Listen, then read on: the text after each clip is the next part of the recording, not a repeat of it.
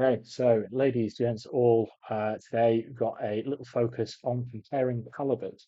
I want this to be a discussion on the hidden numbers within ballistics. I think we've potentially ignored some crucial areas, which I personally have found within making beer has attributed to better terminal performance. So let's, without further ado, go ahead. We'll have a look at the different calibers that we're going to be looking at today. We've got two that I've picked out as examples. Let's see what we find. So the two examples I've picked out is the 270 Winchester and the 308 Winchester. I've chosen the same model of bullet and the make of bullet in the same weight. Now, the purpose of this and the reason for the consistency will become more apparent later on as we get into more of the technical numbers. But fundamentally, they're a good high weight retention bullet, which should make some of the calculations a little bit easier. Now, overall, we can see the diameter is a little bit different, with the 270 being 2.277 and the 308 being a 0.308. The G1BCs are a little bit different. So the 270 obviously winning out with the greater length and reduced diameter. 308 being a little bit shorter and fatter with the G1BC of 0.350. Now you'll note I've put in the center the velocity of 3,000 feet per second. That's because that's what we're going to set both of these bullets going up to give them the same starting muzzle velocity and muzzle energy. Now, why have I chosen 3,000 feet per second? Well, I looked at the load data and looked what was very achievable in both cartridges. So on the left, we have 270, that was in a 24-inch barrel. We can see with almost all of the, or with all of the powders, we can achieve at least 3,000 feet per second, with the best highlighted being the Hunter powder, going from 2,956 feet per second to 3,211 feet per second. On the right, we can see the 130 CTSX in the 308, again with the best powder for caliber highlighted, that being a BL-T2. So we can see it's going from 3,040 to 3,285 feet per second. So on initial impressions, these calibers are very similar. Ultimately, they're propelling the same weighted bullet at the same velocity. So the muzzle energy is therefore going to be exactly the same as we mentioned before. Now, there are a few little differences, as we can see here. So we'll move down. So the next statistic I've got is the maximum range. This is based off a minimum expansion velocity, or a minimum optimal expansion velocity, I should say, of 2,200 feet per second. This gives the 270, according to applied ballistics and the G1BC, the maximum range of 323.4 meters, whereas the 308 has just 288.7 meters. Not a huge difference, but it is worth noting. With respect to drop, they're very, very similar. Unless you start going out to long range, they behave in a very uniform way. With 200 meters, you can see they're 0.1 inch apart. At 300 meters, we can see they're 0.2 inches apart. And even at 400 meters, they're only 1.1 inches apart. When we move to windrift, we start to see they split apart slightly. So at just 200 meters, we see there's a difference of ½ inch of windrift.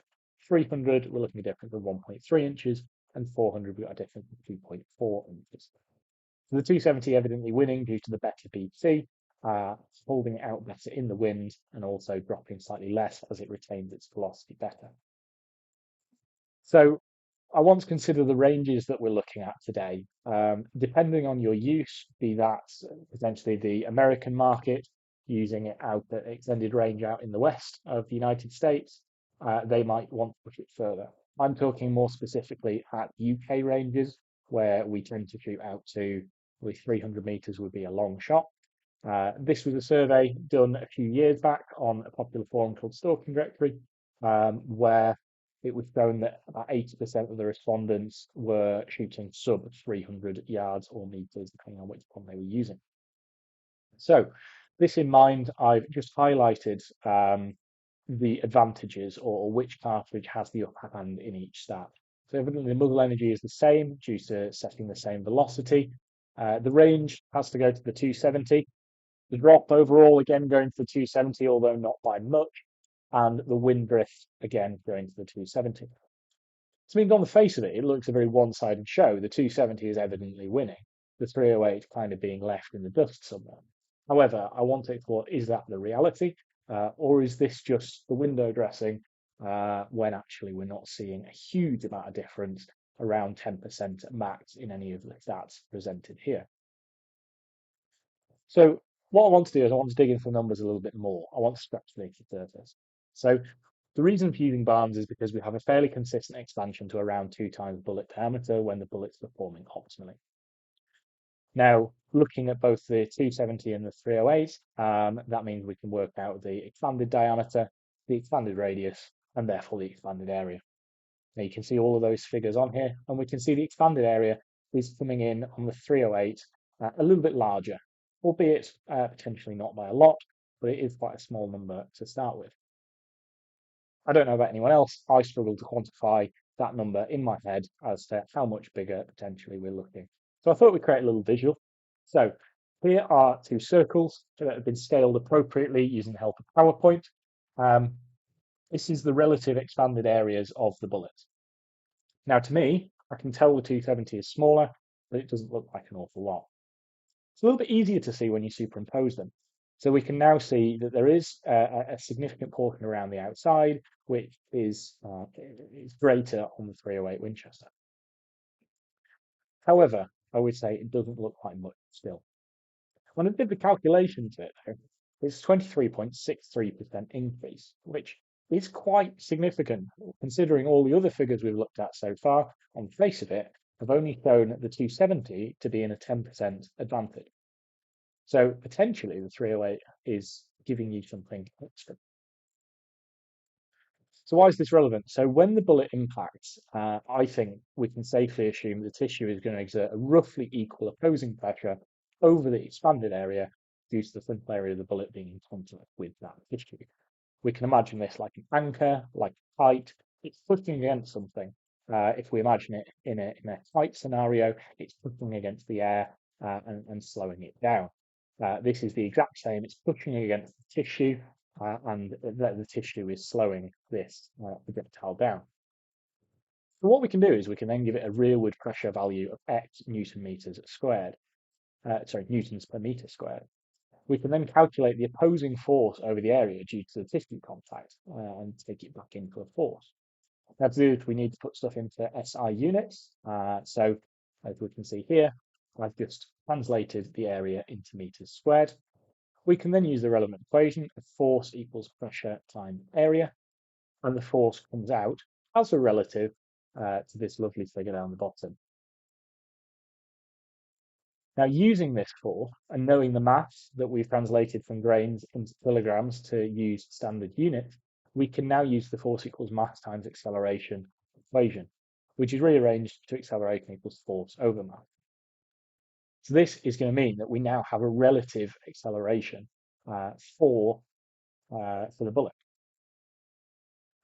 I'm then going to repeat this for the 308 Winchester. It's the exact same process, so I'm not going to labour the point and continually go over it, but I'll leave each slide up for a moment or two. You can pause the video and have a look if you are interested. So once again, doing exactly the same, applying force equals mass times acceleration, rearrange the acceleration equals force over mass to gain a relative acceleration or deceleration for the bullet. Now, when we compare these figures, we can see the 308, because it has a greater frontal area, is therefore going to have a greater deceleration. But the force applied rearwards on it is greater. It makes a lot of sense when we consider it as an anchor or a kite. So this is representing a 23.634076% difference. This is very similar to what we saw with the frontal area. It's no surprise as they are relative to the frontal area. What we can see on the right is the graph showing if acceleration is the gradient of the graph, how much difference it is in the rate of slowing down, so your acceleration. So what I wanted to do is bring this into actual figures. Now, while these have some assumptions within it, and potentially it has limitations as a result of that, I think it gives us something quantifiable, something we can really start to appreciate what it means for the real world. So Based on the penetration test by Ultimate Reloader, we saw the 130 TTSX, when fired into a ballistic gelatin, made it 0.5715 meters with an estimated impact velocity of 3,168 feet per second, or 965.6 meters per second. This was extrapolated using his muzzle velocity, distance to the ballistic gelatin, and applied ballistic with a G1 applied. Using this, we can then calculate the linear deceleration using the Suvat equation. So with that, we calculated the linear deceleration for the 130 TCSX in 308 to be 815,733.47 meters per second squared. Now, if we know the deceleration, we can then start to look at the energy transfer. So what we did here is we assumed that a standard deer has a test width of 12 inches to make the maths nice and easy, or 0.3048 meters. We're assuming it stood at 100 meters, a fairly standard range for taking a deer here in the UK. And we can work again using the Suvat equations, the exit velocity, and therefore how much energy is transferred, bearing in mind we can work out the impact velocity from applied ballistics. Using applied ballistics, we worked out the impact velocity here to be 2,705 feet per second, or 824.48 meters per second. Using Suvat, we then went on to calculate the exit velocity at 1,402 feet per second, or 427.2 meters per second. This means it exits an energy of 567 foot-pounds, meaning the bullet transferred a whole 1,545 foot-pounds of energy into the deer. Now looking for the 270, we can use the ratio of linear deceleration that we calculated before that was relative to the 308 to calculate what the deceleration in the 270 is going to be in this example, which is the figure shown on the screen. So now that we know the linear deceleration, we can again apply it to the same scenario. So we have a standard deer, a chest width of 12 inches or 0.3048 meters width, and it stood at 100 meters. We can then use Suvat to again calculate the exit velocity, applied ballistics to calculate the impact velocity, and then we can work out the exit energy. We found the exit energy to be 904 foot-pounds, meaning the bullet transferred 1,257 foot-pounds of energy into the deer itself.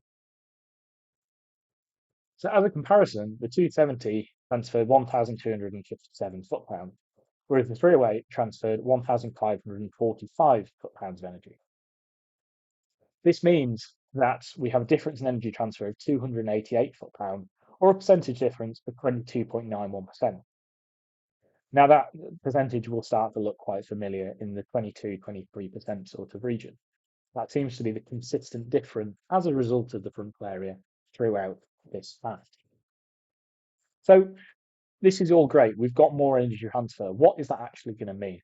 Well, for the deer, this is like being hit by a 380 auto pistol round at the same time as the 270 for the 308. This is going to mean you're going to see greater shock, greater terminal damage, and it's generally going to have a better impact on target. So 100 meters is great. We all know that the 308 is going to hit hard there, but I know people will be asking what happens when we stretch the range out a little bit further, because that's when the 270 seemed to come into its own. So we're going to have a look at 300 meters.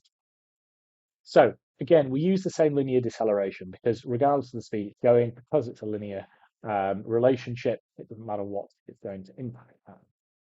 So we're going to assume the standard deer has a chest width of 12 inches again, or 0.3048 meters, and is stood at 300 meters this time.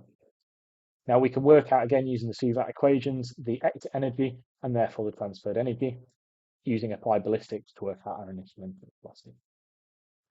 Now I found with this one, in fact, the exit velocity became negative, suggesting that the bullet was turning around and heading the opposite way. Certainly something I've never experienced. So what we can surmise from this is the bullet had stopped within the animal. Just because of the way the linear relationship works, unfortunately, that is something we have to contend with. So with it stopping within the animal, we can assume that the bullet has transferred all of its energy into the deer and into the terminal performance, giving it a whole 1,361 foot-pounds of energy remaining in the deer. Looking at the 270, again, we use the same linear deceleration rate. So from here, we assume a standard deer has the depth of 12 inches, just the same as before. It stood at 300 meters, so completely identical to the 308 situation. And what we found is the bullet did still exit in this theory, and it exited with 209 foot-pounds of energy. This meant the bullet had transferred 1,256 foot-pounds of energy into the deer. Once again, comparing this, we can see that the 308 has still transferred more energy at 1,361 foot-pounds versus the 270's 1,256. However, the percentage difference has decreased considerably. We're now at 8.36%. This is attributed primarily to the 270's greater efficiency with keeping its velocity and therefore having greater energy to transfer. So, in conclusion, what do we want to take from this? Ultimately, I think the key thing is caliber comparisons are not always as cut and dry as they may seem. And using box figures on calibers may not give you that true representation. As we illustrated initially, it looked like the 270 was cut and dry the winner. But as soon as you start going into the effect that expansion can have, we start to see how the picture may change somewhat. Now, I would like to acknowledge that there are a number of assumptions within this model and within this work, not least being we're using linear acceleration. A bullet is not going to slow down at a consistent rate throughout the medium. It's going to happen in some sort of curve. I hope I or someone else is able to, in the future, start to map out that curve a little bit, creating, in effect, a terminal ballistic curve to be able to more accurately predict what might happen. The other assumptions I've got are things like the fact I'm assuming it's going to go to a perfectly circular area at the front of the bullet. Knowing the Barnes bullets, that's not what's going to happen. They're going to peel back into petals and be more like a little flower than a circle mushroom. So the other assumptions I've got are the fact the medium we're firing into is somewhat uniform. Anyone who's shot deer will know that there's all sorts of different types of tissue. You've got bone, areas that might be more or less dense, such as the lungs, the heart, the liver, etc., that are going to create different levels of resistance to the bullet, potentially misshaping it in some way, maybe not opening it in a uniform manner, or potentially causing it to open more or less. We've also assumed that we have almost instantaneous rapid expansion. So while the linear acceleration rate is kind of taking that into account by the fact it's taking the whole path of the bullet from from entrance through to stopping, it is a bit of an approximation. The other consideration or the other assumption we've made is that we have 100% weight retention. That may not be 100% accurate, given that we're probably going to lose, well, we are going to lose the little plastic tip in the barns, which is going to account for 1 to 2% of the weight. So you're potentially leaving a little bit of energy there. Now, overall, I guess the question is, what is this telling us? The reason I started to look into this was as a result of people liking to go for the smaller and smaller calibers, wanting to go to term at 6.5 or a 243, versus potentially where they might be better with, say, a 308 or something on the larger end. I hope I've shown and demonstrated a logic to going for a slightly larger frontal area, because I think certainly where even the energy is the same, we can see frontal area is going to play a difference or going to play a part in the terminal performance.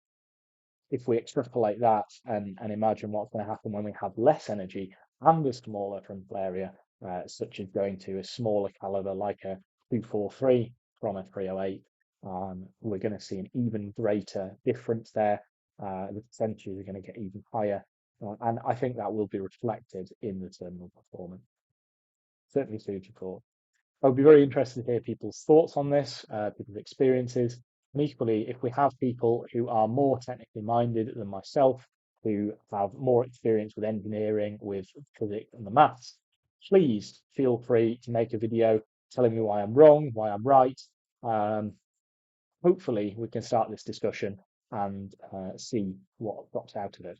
I hope you found it interesting. Have a good day.